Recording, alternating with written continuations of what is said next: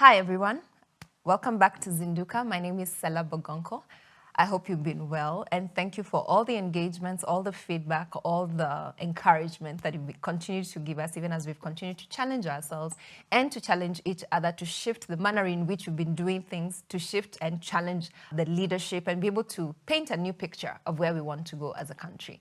Speaking of new picture, one of the things that I've enjoyed is going out and engaging young people in the different places that we've been to. Some of the young people have really expressed their views and the challenges that they're going through and the things that they desire their leaders to address. And that's not just unique to the young people. It's something that has been recurrent, both online as well as our physical engagements with the various groups of people that we've interacted with. Today, we'll be speaking about how to hold our leaders accountable. How do we hold them accountable beyond the point of election? In one of the recent conversations that we had with a group of young people, in particular from Mathare, one of the things that they raised is that the truth is, once the leaders come and ask for votes during this election period, they hardly see them until the next election cycle. That's not unique to Mathare. We had it in Kibra, we had it in Moranga, we've had it from various people, and it is a persistent issue in the country. So how do we change that? Or is it something that we are resigned to?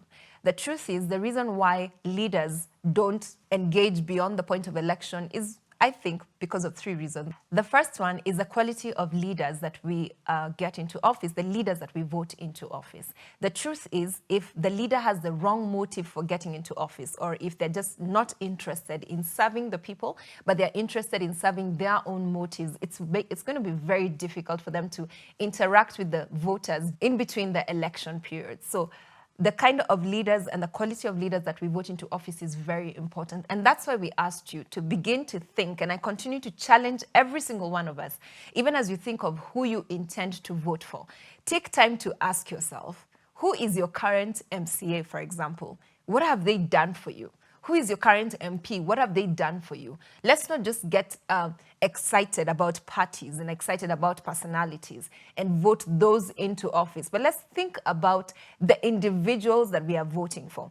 If it's an incumbent, what have they been doing in office? What have they actually achieved for you? What has your MCA done for those 5 years? And if they haven't done anything, that should give you a sign of whether they should be coming back or not, because the power is in your hands. So first, the quality of leaders that we choose. The second one is the perception of how we see our leaders, which is occasioned largely because of our culture. We see leaders as the big men or the big women. So we see them as our savior, as the youth from Mathare were telling me.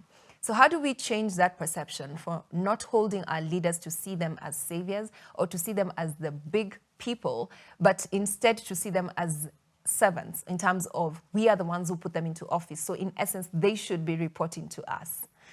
The third thing I would say, and the reason why we do not engage or leaders don't feel the pressure or the need to engage with us beyond elections, is because of the mindset. For many of us, we have this mentality, at least from what we've discovered in our conversations within this platform and physically as we've interacted with people, we seem to have this perception that this is how things have always been. And that's the thing that we are hoping to change through Zinduka, to challenge the way things have always been, to challenge the status quo. We cannot accept a standard that is mediocre, in my view, because that's the way things have always been. We have to be able to say, okay, this is how things have always been, but how do we actually shift and how do we actually change? So how then do we begin to hold our leaders accountable? The first one I would say is the quality of leader. If that's a factor to consider, then it means that all of us, again, ought to think deeply about the kind of person that we intend to vote into office. The second one is not to see them as the people who are the leaders, or rather, they are the leaders, but they are supposed to be answerable to us. And then thirdly, like I said, is to challenge the status quo and to begin to say, we do need to put a mechanism in place for us to hold our leaders accountable. So how do we hold our leaders accountable? As I was thinking about this topic, I began to think about my own experience in our education system as one who went through 844. One of the things that we used to dread, which also happened recently, is the report card, the end of term. You went into school. At the beginning of the term, you have this period within which you're supposed to be studying and, of course, doing exams and all that. But then at the end of the term, there's a report card that shows whether you are actually doing well in school or not. In my view, It's time that we began to implement that with our leaders. They should be a report card, and not necessarily one that we review at the end of the term, but one that we review periodically to see, are we actually getting to where we're supposed to get into? Right now, if you listen to any person pitching to get into office, they're promising heaven. They're promising us amazing things, whether it's the roads or the bridges or anything else that they're intending to do, the bursaries and all that, depending on the cadre of the leader that we're talking to or we're speaking about.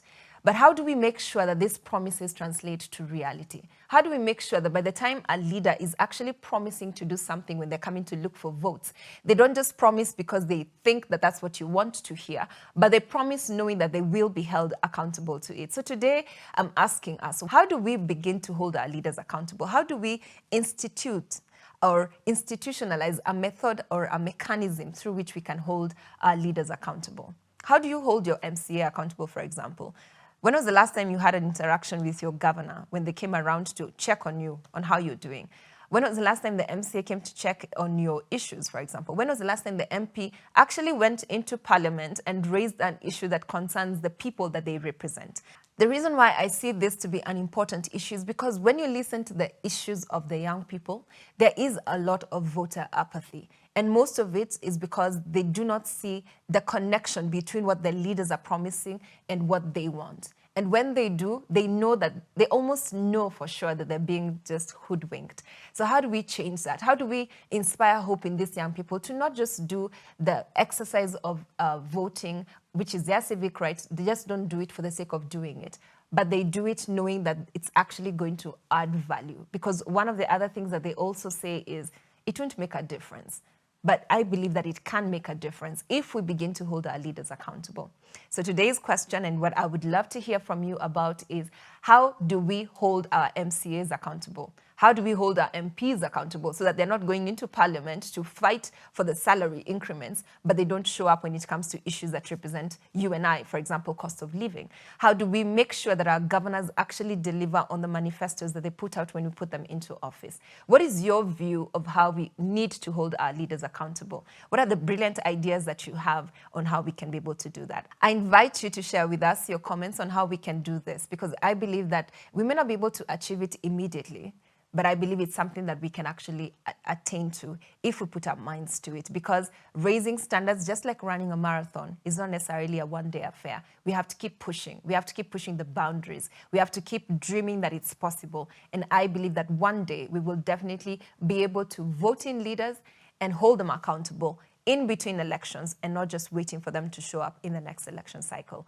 I'm looking forward to hearing from you on what your way of holding the leaders accountable is. Thank you very much. My name is Sela Bogonko. This has been Zinduka.